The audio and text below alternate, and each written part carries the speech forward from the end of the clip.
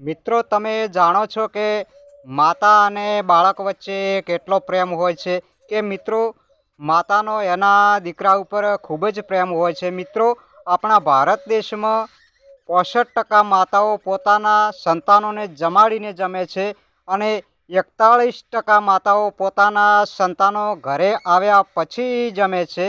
અને 6 વર્ષથી મોટા બાળકો જેટલા બાળકો છે તેટલા પોતાની માતાની સાથે જ જમે છે.